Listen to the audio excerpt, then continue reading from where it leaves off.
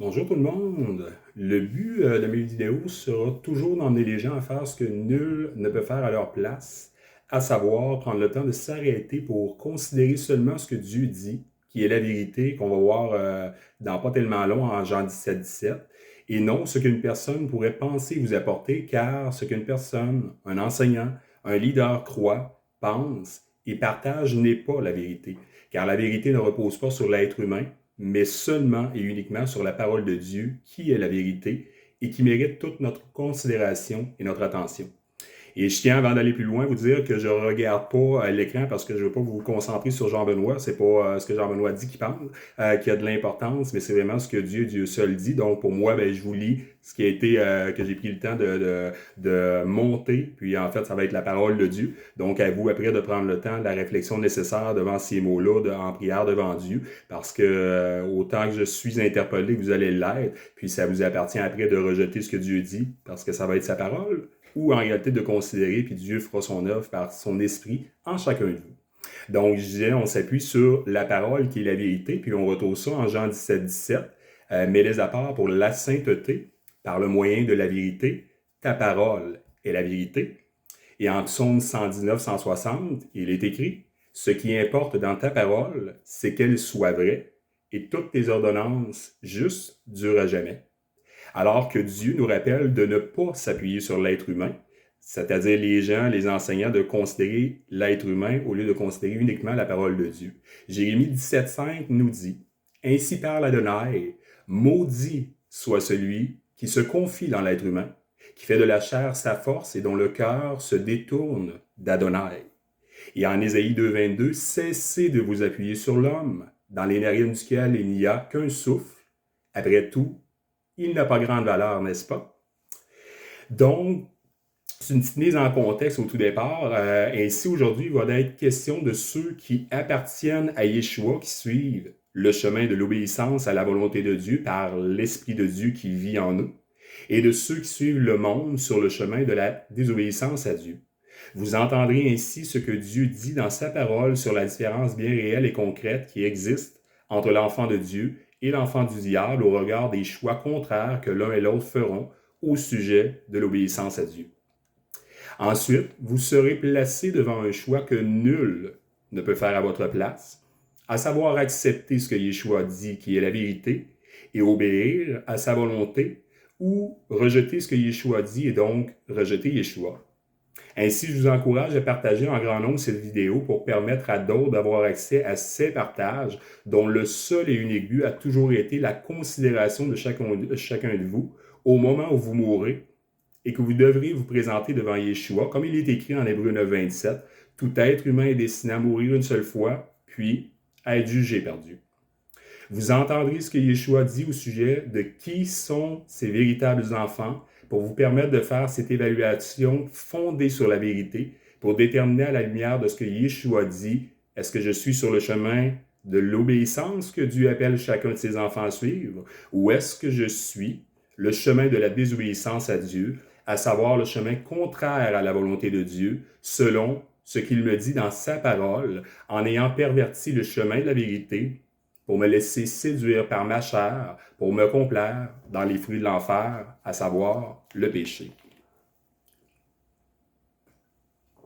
La parole de Dieu nous dit en Éphésiens 5,11 « N'ayez aucune part aux œuvres issues des ténèbres, mais au contraire, dénoncez-les. » Puis ce partage est en lien avec des militants transgenres qui brûlent et déchirent la parole de Dieu. Je vais vous mettre le lien de la vidéo en partageant ma vidéo.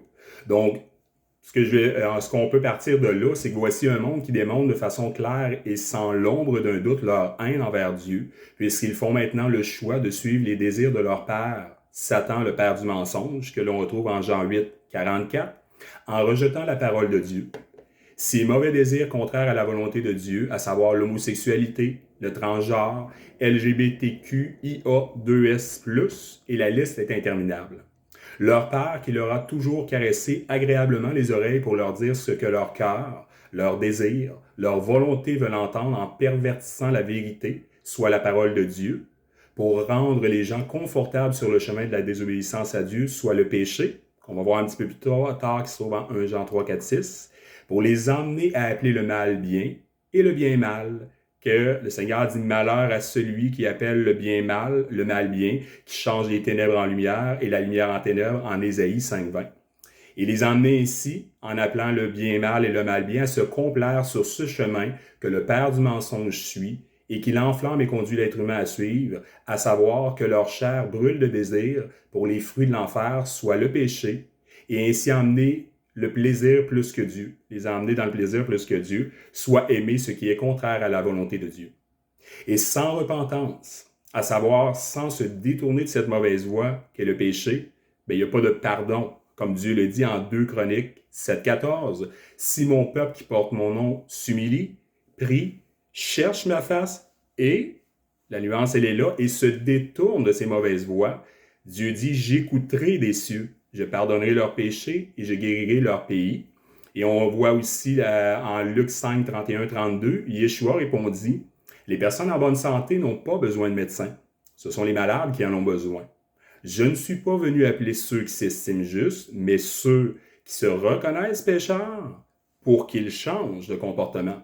Donc, la nuance, Yeshua l'a fait également là, tu te reconnais pécheur, mais en même temps, il doit avoir un changement de comportement qui est la désobéissance à Dieu. Et ce chemin-là, sans repentance, conduit en enfer dans ce lieu de tourment éternel, jour et nuit, et sans repos, que vous retrouvez dans l'Apocalypse 20, 10 à 15. Donc, en lien avec cette société-là qu'on voit, puis le choix de ce monde dans le chemin de la désobéissance, vous trouverez en 2 Timothée 3, 1, 5. Il est écrit, rappelle-toi bien ceci. Dans les derniers temps, il y aura des jours difficiles. En effet, les hommes seront égoïstes, amis de l'argent, vantards et orgueilleux. Ils feront insulte à Dieu et seront rebelles à leurs parents. Ils seront ingrats et sans respect pour ce qui est saint. Ils seront durs, sans pitié, calomniateurs, violents, cruels et ennemis du bien. Ils seront traîtres, emportés et enflés d'orgueil. Et voilà, ils aimeront le plaisir plutôt que Dieu. Ils garderont les formes extérieures de la foi, mais ils en rejetteront la puissance. Et dans le rejet de la parole qu'on voit, Jérémie 6.10, il est écrit « À qui vais-je parler? Qui vais-je avertir? Qui m'écoutera? Leurs oreilles sont sourdes, ils ne peuvent pas écouter. Pour eux, la parole d'Adonai est devenue déplaisante, un objet de mépris. » Alors que la parole de Dieu nous dit clairement qu'un homme qui s'habille en femme, un peu en lien avec les transgenres, les homosexuels et autres, un homme qui s'habille en femme et une femme qui s'habille en homme, c'est une abomination. C'est pas bien, c'est péché. Deutéronome 22.5 nous dit « Une femme ne doit pas porter de vêtements d'homme, ni un homme des vêtements de femme. Le Seigneur votre Dieu a en horreur ceux qui agissent ainsi. » Concernant l'homosexualité, est-ce que Dieu dit vraiment qu'il n'y a pas de problème, tu peux aller selon ton cœur? Non. Le Seigneur est clair. Homosexuel, en réalité, en Lévitique 23, si un homme couche avec un autre homme comme on couche avec une femme, ils se rendent tous les deux coupables d'une action monstrueuse et doivent être mis à mort. Ils sont seuls responsables de leur mort. Et on dit, mis à mort, s'il n'y a pas de repentance, ça conduit à la mort aussi pour la suite qu'on va voir. Mais s'il y a repentance, ça veut dire que la personne se détourne de son homosexualité parce qu'elle est sincère devant Dieu, elle va se détourner de sa mauvaise voie. Là, c'est ce que Dieu dit, il va pardonner. La personne qui continue à marcher sur cette voie-là, c'est la mort. 1 Corinthiens 6, 9, 10 nous dit quoi? Ne savez-vous pas que ceux qui font le mal n'auront pas de place dans le royaume de Dieu? Ne vous y trompez pas, ni ceux qui ont des relations sexuelles avant le mariage, ni ceux qui adorent les idoles, ni ceux qui ont des relations sexuelles pendant le mariage avec une personne autre que leur conjoint, ni ceux qui ont des relations homosexuelles n'auront de place dans le royaume de Dieu. Toujours, il n'y a pas de repentance envers Dieu, il n'y a pas de changement de comportement, il n'y a pas de place pour vous dans le royaume de Dieu parce que c'est le chemin de la désobéissance à Dieu.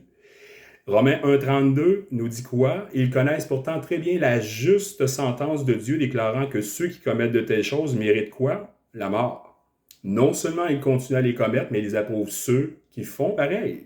2 Thessaloniciens 2,12, Dieu est clair, ainsi tous ceux qui n'auront pas cru à la vérité, mais qui auront pris plaisir au mal, seront condamnés. Et le mal qu'on retrouve en Genèse 4, 7, le mal, c'est le péché. Donc, la personne qui s'adonne au péché, qui prend plaisir au péché parce qu'elle ne se détourne pas de cette mauvaise voie-là, Dieu nous dit clairement, C'est pas un homme. Si c'est Jean-Benoît qui vous disait ça, je vous dirais, ça vaut rien, je suis juste un homme. Par contre, la parole de Dieu, comme je le précisais au tout début, ben, mérite toute notre attention, notre considération, parce que c'est la vérité, puis vous êtes avisé, en continuant sur cette voie-là, que vous êtes conduit en enfer. Si vous mourrez aujourd'hui, Seigneur nous dit en Ecclésiaste 9.4, si je ne m'abuse du verset, tant qu'un être humain est lié au vivant, il y a de l'espoir. Vaut mieux un chien vivant qu'un lion mort. Donc, tant que vous êtes en vie, ben, vous avez encore la possibilité de demander pardon à Yeshua puis de vous détourner de votre mauvaise voie. Par contre, si vous mourrez aujourd'hui, ben, Hébreux 9.27, on l'a vu tout à l'heure, je crois, tout être humain est destiné à mourir une seule fois puis à être jugé par Dieu. Donc, si vous ne détournez pas de votre mauvaise voie, ben, Dieu est clair. Il n'y a pas de cachette avec Dieu. Dieu n'a jamais parlé en cachette. S'ils prennent plaisir au mal, seront condamnés.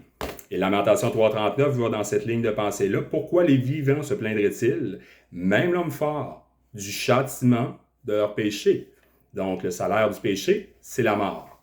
Romains 6.23.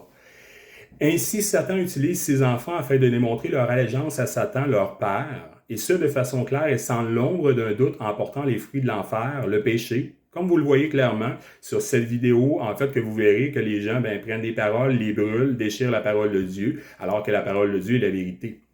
Mais Satan a aussi d'autres enfants qui suivent les mêmes désirs que ceux que vous voyez sur cette vidéo, mais cette fois-ci de façon plus sournoise et insidieuse, car n'oubliez pas que le père du mensonge que l'on retrouve en Jean 8, 44, est également appelé le Centaure, que vous retrouverez en 2 Thessaloniciens 2.8. Alors, celui qui incarne la séparation de la Torah sera révélé, celui que le Seigneur Yeshua consumera par le souffle de sa bouche et détruira par la gloire de sa venue. Ainsi, Satan se trouve également dans les églises, dans les lieux de culte et dans les lieux de rassemblement où les gens affirment « Nous sommes sauvés », tout en rejetant la Torah de Dieu. Car en rejetant la Torah de Dieu, ils sont, comme leur père, des sans-Torah, comme on a vu en 2 Thessaloniciens 2.8. Et voici ce que Dieu dit. Jérémie 7.10. Puis, vous venez et vous vous tenez devant moi dans cette maison qui porte mon nom, et vous dites, nous sommes sauvés afin de continuer à commettre ces abominations. Et Proverbe 28.9 nous dit quoi? Si quelqu'un refuse d'écouter la Torah, même sa prière est une abomination. Et on peut se demander pourquoi Dieu dit-il à ceux qui refusent d'écouter la Torah que leur prière est une abomination? Bien, la réponse à cette question est la suivante. La Torah est l'endroit dans la parole de Dieu où se trouve l'enseignement de la volonté de Dieu, qui se trouve en Genèse, Exode, Lévitique, Nombre et Deutéronome, pour être en mesure de savoir ce qu'est le péché, à savoir ce qui est contraire à la volonté de Dieu. Ainsi, lorsqu'une personne refuse la Torah de Dieu, elle dit à Dieu, « Dieu, je rejette ta volonté. Dieu, je ne veux rien savoir de ta volonté. Dieu, je n'ai aucune considération pour ta volonté. » Ainsi, en rejetant la volonté de Dieu, sa Torah, vous accomplissez comme ces gens sur cette vidéo la volonté de votre Père, le Sans-Torah, qui a également rejeté la Torah de Dieu, à savoir la volonté de Dieu, pour suivre sa volonté et vous emmener ainsi à suivre sa volonté, à savoir les fruits de l'enfer, le péché, qui est le chemin qui est contraire à la volonté de Dieu. Et ce choix sans repentance sincère ne trouve pas de pardon auprès de Dieu, car la repentance sincère, comme Dieu le dit, amène à se détourner de cette mauvaise voie qu'est le péché. Et on l'a lu tout à l'heure, puis je vous le relis, 2 Chroniques 7.14. « Si mon peuple, qui porte mon nom, s'humilie, prie, cherche ma face et... » La nuance, elle est là. « Et se détourne de cette mauvaise voie, j'écouterai des cieux, je pardonnerai leurs péchés et je guérirai leur pays. » Si, c'est conditionnel. Donc, si je ne me détourne pas de cette mauvaise voie-là, Dieu ne pardonne pas. C'est pas Jean-Benoît qui vous le dit, c'est Dieu, c'est sa parole qui est la vérité, comme Jean 17 le dit, et Dieu est clair à ce sujet-là. Je veux continuer à marcher dans le cas des homosexuels et autres, dans le chemin de la désobéissance à Dieu, mais je veux aussi marcher de façon plus insidieuse et sournoise en rejetant la Torah de Dieu qui est sa volonté. Je suis sur le même chemin, je suis le même père, Satan, père du mensonge, sans Torah.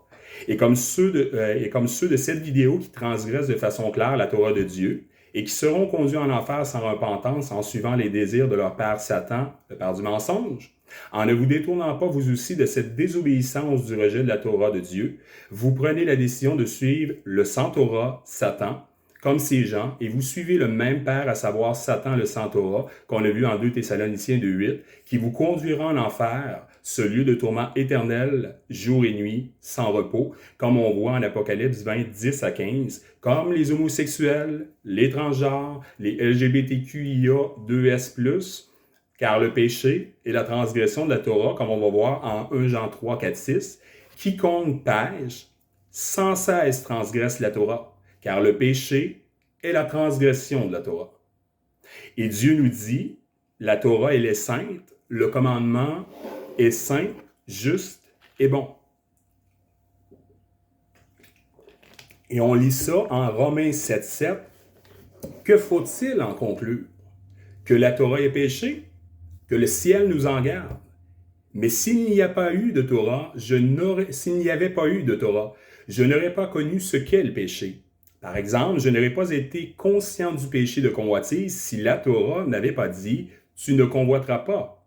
Donc, vous voyez ce qu'il nous est enseigné ici. Si je n'ai pas de Torah, comment je fais pour discerner ce qui est bien et mal, la volonté de Dieu? Si je rejette la Torah, je ne peux pas discerner comme il est clairement écrit ici. Mais s'il n'y avait pas eu de Torah, je n'aurais pas connu ce qu'est le péché. Par exemple, je n'aurais pas été conscient du péché de convoitise si la Torah n'avait pas dit « tu ne convoiteras pas ». Et en réalité, je ne peux pas discerner si je n'ai pas de Torah, qui est le code de Dieu. Romains 7, 12. Donc, la Torah est sainte, à savoir le commandement est saint, juste et bon. Je tiens à vous préciser, et bon. Isaïe 5:20 nous dit quoi? Malheur à ceux qui appellent le mal bien et le bien mal, qui changent les ténèbres en lumière et la lumière en ténèbres, qui changent l'amertume en douceur et la douceur en amertume. Et Romains 7:13, une chose bonne, on reprécise une chose bonne, est-elle donc devenue pour moi une cause de mort? Que le ciel m'en garde. Mais c'est le péché qui a causé la mort en moi par ce qui est bon, afin que le péché montre sa nature véritable de péché et que par le moyen du commandement, je te répète une troisième fois pour être sûr que c'est bien compris, et que par le moyen du commandement, il en vienne à être reconnu comme une chose condamnable au plus haut point. J'ai besoin de la Torah de Dieu, j'ai besoin des commandements de Dieu qui se trouvent dans la Torah de Dieu pour être capable de bien mettre en pleine lumière ce qu'est le péché.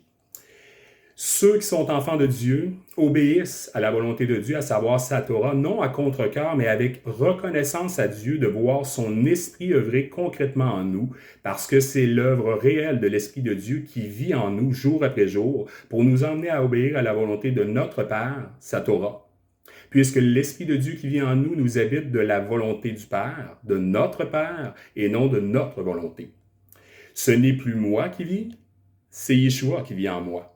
Galates 2, 19, 20, il est écrit « J'ai été mis à mort avec Yeshua sur la croix, de sorte que ce n'est plus moi qui vis, mais c'est le Christ qui vit en moi. La vie dont je vis maintenant en la chair est une vie en la foi au Fils de Dieu qui m'a aimé, s'est donné lui-même pour moi. Donc, ce n'est plus moi qui vis, c'est Yeshua qui vit en moi. Non pas ma volonté, mais ta volonté, Yeshua. » Luc 22, 42, il est écrit « Père, si tu le veux, éloigne de moi cette coupe. Toutefois, que ce ne soit pas ma volonté, mais la tienne qui se fasse. » Romains 8, 4, il est écrit « Afin que les préceptes justes de la Torah soient accomplis en nous qui ne vivons plus selon les désirs de notre vieille nature, mais selon la volonté de l'Esprit. » Galates 5, 24, 25, « Or, ceux qui appartiennent au Messie Yeshua ont fait mourir sur le poteau leur vieille nature avec ses passions et ses désirs. Puisque c'est par l'Esprit que nous avons la vie, laissons aussi l'Esprit nous diriger pour conduire nos vies jour après jour. » Jean 6, 63, c'est l'Esprit de Dieu qui donne la vie. L'homme seul n'aboutit à rien. Les paroles que je vous ai dites sont esprit et vie. Les paroles de Dieu sont esprit et vie. Donc, on a besoin de la parole de Dieu et de l'Esprit de Dieu. On n'a pas besoin de théologie de ce monde et de doctrine humaine des hommes, la psychologie, sociologie, philosophie. On s'appuie uniquement sur la parole de Dieu. Moi, en réalité, c'est un petit partage en cours de route qui a commencé à l'ITF puis l'IBQ. Merci Seigneur, me sorti de là. Puis je lui suis reconnaissant parce que je m'appuie uniquement sur sa parole et son esprit me dirige, parce que j'aurais été dans des doctrines d'hommes pour enseigner les hommes, dans des doctrines d'hommes qui conduisent sur le chemin, non de la vie éternelle à Yeshua, mais sur le chemin de l'enfer, parce que justement, dans les églises, mais en réalité, dans les églises, pas juste dans l'ensemble du monde, le Seigneur parle d'un petit troupeau, donc la majorité des gens rejettent la Torah, puis vous le voyez, en rejetant la Torah, en fait, ça conduit en enfer. Le message, il est très, très clair, parce que c'est ce que Dieu nous dit. C'est pas ce que Jean-Benoît vous dit, c'est ce que Dieu dit. Donc, en réalité, c'est important de s'appuyer uniquement sur la parole de Dieu et non sur les théories des hommes, les doctrines d'hommes, mais la parole de Dieu et son esprit qui est véritable et vraiment là. Aimer Yeshua, c'est obéir à ses commandements. Jean 14, 21 nous dit « Celui qui retient mes commandements et leur obéit, voilà celui qui m'aime. Et celui qui m'aime sera aimé de mon Père, et je l'aimerai et me révélerai à lui. » Psaume 119, 151 nous dit « Tu es proche, Adonai, et tous tes commandements sont vérité. » Psaume 119, 142, il est écrit « Ta justice est une justice éternelle, et ta Torah est la vérité. » Ézéchiel 36, 27, on voit que c'est par l'Esprit de Dieu, c'est pas un fardeau d'obéir à Dieu, parce que c'est l'Esprit de Dieu qui vit. Lorsque l'Esprit de Dieu est là, comme il est dans ma vie, c'est pas un fardeau d'obéir à Dieu, c'est un privilège et une reconnaissance à Dieu. Ézéchiel 36, 27, je mettrai mon esprit en vous et je vous ferai vivre selon mes lois, je vous ferai respecter mes ordonnances et leur obéir. Romains 8, 9, mais vous ne vous identifiez pas à votre vieille nature, mais à l'esprit. Pourvu, eh bien là la nuance, pourvu que l'Esprit de Dieu vive en vous. Car celui qui n'a pas l'Esprit du Messie ne lui appartient pas. Et cette réalité-là concrète dans la vie que l'Esprit de Dieu vit en chacun des enfants de Dieu, les amenant à obéir à Dieu, en fait, nous amène à avoir en réalité la certitude qu'on est en union avec Yeshua. Sinon, c'est une illusion puis un mensonge, comme 1 Jean 2, 3, 6 nous le rappelle. Nous pouvons avoir la certitude que nous le connaissons si nous obéissons à ses commandements. Celui qui dit « je le connais », mais n'obéit pas à ses commandements est un menteur et la vérité n'est pas en lui. Mais si quelqu'un fait ce qu'il dit, alors en lui, l'amour pour Dieu trouve véritablement sa plénitude. À cela, nous avons la certitude d'être en union avec lui. Celui qui prétend vivre en union avec lui doit vivre comme lui-même a vécu. 1 Jean 5, versets 3 à 5, « Car aimer Dieu, c'est obéir à ses commandements. De plus, ses commandements ne sont pas pénibles, car tous ceux qui ont Dieu pour Père triomphent du monde. Et notre victoire sur le monde, c'est notre foi en Dieu. Qui en effet triomphe du monde? Celui-là seul qui croit que Yeshua est le Fils de Dieu. » Et j'arrive à la fin dans pas long. En fait, il est bon que chacun se souvienne qu'il va mourir et qu'à sa mort, chacun devra se présenter en jugement devant Dieu. Hébreux 9, 27 nous dit « Tout être humain est destiné à mourir une seule fois, puis à être jugé par Dieu. » Et la parole de Dieu nous dit que le salaire du péché, c'est la mort. Donc, marcher sur le chemin qui est contraire à la Torah de Dieu, c'est la mort. Romains 6, 23, « Car ce que l'on gagne en péchant, c'est la mort. Mais la vie éternelle est le don gratuit de Dieu que l'on reçoit dans l'union avec le Messie Yeshua, notre Seigneur. » 1 Corinthiens 15, 56, 57, voilà la question de la Torah. La mort tient du péché son pouvoir de tuer. Pourquoi tous les êtres humains meurent? Parce que tous sont pécheurs. La mort tient son pouvoir du péché. Le péché, c'est quoi? C'est la transgression de la Torah, comme on l'a vu tout à l'heure, 1 Jean 3, 4, 6. Et le péché tient son pouvoir de la Torah. Mais loué soit Dieu qui nous donne la victoire par notre Seigneur Yeshua, la victoire, pas en réalité la désobéissance à la Torah de Dieu. 1 Jean 3, 8 nous dit quoi? Celui qui continue à pécher appartient au diable, car le diable a péché dès le commencement. Le Fils de Dieu est apparu précisément pour détruire les œuvres du diable. Et le jugement de Dieu, en fait, on le retrouve en Jean 5, 28, 29, que tout cela ne nous étonne pas, car l'heure vient où tous ceux qui sont dans les tombes entendront sa voix et sortiront. Ceux qui ont fait le bien pour une résurrection de vie, et ceux qui ont fait le mal pour une résurrection du jugement. Le mal, on l'a vu tout à l'heure en Genèse 4.7, c'est le péché. Donc, ceux qui ont fait le mal, qui se sont adonnés à transgresser la volonté de Dieu puis à marcher sur ce chemin-là, bien, la parole de Dieu le dit, tous les deux ressuscitent, mais certains pour la vie éternelle et d'autres la résurrection pour le jugement. Et le jugement, on le retrouve en Apocalypse 20, 10, 12. Il est écrit, « Le diable qui les avait trompés fut précipité dans le lac de feu et de soufre, où se trouvaient la bête et le faux prophète.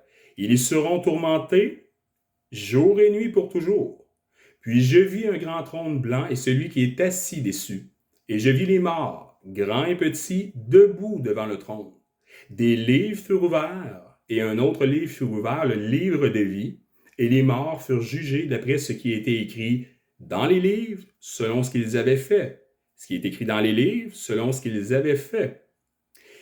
Puis, est-ce que la personne va pouvoir se justifier devant Dieu, tenter d'ouvrir la bouche? Non. Job 9.32, lorsque vous seriez au jugement devant Dieu, car Job 9.32, car il n'est pas un simple humain comme moi, je ne pourrais rien lui répondre si nous devions nous présenter au tribunal. Proverbe 21.30, aucune sagesse, aucune intelligence, aucun avis ne tient devant le Seigneur. Puis en Apocalypse 20, 14, 15, puis la mort et le monde des morts furent jetés dans le lac de feu. C'est la seconde mort, le lac de feu. Quiconque n'avait pas son nom inscrit dans le livre de vie fut jeté dans le lac de feu. Et ainsi, bien, le seul qui a autorité de vous convaincre de péché, c'est pas Jean-Benoît, c'est aucun homme. Ça serait une illusion de dire « Hey Jean-Benoît, t'as été convaincant, vanité des vanités, je suis juste un homme, j'ai pas d'autorité pour vous convaincre. » Le seul, il n'y a pas d'homme non plus, il n'y a pas de pasteur, il n'y a pas de leader, il n'y a pas de personne, on peut semer la vérité. Le seul qui a l'autorité de vous convaincre, c'est l'Esprit de Dieu, comme il est écrit en Jean 16.8. Et c'est lui, si l'Esprit de Dieu vous êtes disposé, qui fait l'œuvre de conviction de péché, il va faire cette œuvre-là de vous conduire à Yeshua parce que ça, c'est ce que vous avez besoin. Jean 16.8, et quand l'Esprit sera venu, il, pas les hommes, l'Esprit, convaincra le monde en ce qui concerne le péché, la justice et le jugement de Dieu. Donc, rendu ici, ce que je peux vous, en réalité, vous dire que ici, demander pardon à Yeshua va amener concrètement à se détourner du péché. Et on l'a vu tout à l'heure, je relis les versets juste pour faire un refresh qui est très important. 2 Chroniques 7.14, si mon peuple qui porte mon nom s'humilie, prie, cherche ma face et se détourne de ses mauvaises voies, Dieu nous dit, j'écouterai les cieux, je pardonnerai leurs péchés et je guérirai leur pays. C'est conditionnel. Dieu ne manque pas d'amour, ne manque pas d'empathie. Dieu est 100% amour, grâce, mais 100% juste, droit, fidèle, Torah. Dieu est tout. 100% un, 100% l'autre. Dieu dit clairement, je suis lent à la colère, riche en bon temps, en action de grâce, pardonnant les fautes, mais je n'innocente pas le coupable. Donc la personne qui est coupable, c'est celle qui décide et continue à marcher sur le voie de la désobéissance à la volonté de Dieu, et ça, Dieu ne pardonne pas. Il est tout un, il est tout l'autre. C'est pas se faire un Dieu comme on voudrait se le concevoir, mais c'est de considérer le véritable Dieu qui se trouve dans la parole de Dieu et pour considérer pas un Dieu selon ma conception, ma sagesse, mon cœur, mes désirs, mais Dieu me dit qu'il est lent à la colère, riche en bon temps, en action de grâce, pardonnant les fautes, mais, donc on n'oublie pas ça non plus, n'innocente pas le coupable. Luc 5, versets 31-32, Yeshua leur répondit, « Les personnes en bonne santé n'ont pas besoin de médecins. Ce sont les malades qui en ont besoin. Je ne suis pas venu appeler ceux qui s'estiment juste, mais ceux qui se reconnaissent pécheurs pour qu'ils changent de comportement. » Et je vous dis à la fin, en fait, cherchez Yeshua pendant qu'on peut encore le trouver avant qu'il soit trop tard, comme il est écrit en Ésaïe 55.6, cherchez l'Éternel pendant qu'il se trouve et invoquez-le, tandis qu'il est encore proche. Puis un petit rappel en concluant, pour mettre l'œuvre du Père du mensonge Satan en pleine lumière. Pour ceux qui affirmeraient, ça c'est pas moi qui vous convainc, c'est la parole de Dieu et donc l'Esprit, la personne qui affirme pas de Torah, dans les versets, c'est le Torah, j'aime mieux, c'est l'enseignement de la volonté de Dieu comme on l'a vu, pas de loi, selon les versions, ça veut donc dire que vous êtes en train d'affirmer qu'il n'y a pas de péché, parce que 1 Jean 3, 4, 6 nous dit clairement que le péché, c'est la transgression de la Torah. Donc, dans ceux qui, on le voit que c'est le père du mensonge qui insuffle le mensonge, pas de Torah égale pas de péché. Donc, s'il n'y a pas de péché, j'ai pas besoin de pardon. Donc, si je n'ai pas besoin de pardon, je n'ai donc pas besoin d'un sauveur, donc Yeshua. Donc, l'illusion du père du mensonge de vous conduire en enfer, c'est en réalité cette illusion-là du mensonge pour croire que non, alors que Yeshua qui a versé son sang Pour le pardon des quoi? Des péchés. Le péché, qu'est-ce que le péché? La transgression de la Torah. Donc, très important. Et rappelez-vous ce que Yeshua dit. Ce n'est pas la masse qui sera avec lui pour l'éternité, mais seulement un petit troupeau. Alors, je vous conseille, en réalité, mais Dieu vous dit de vous mettre en règle, en réalité, parce que c'est ce que la parole de Dieu nous dit. Mettez-vous en règle avec Yeshua et la volonté du Père, sa Torah, avant qu'il ne soit trop tard, car nous sommes à minuit moins une.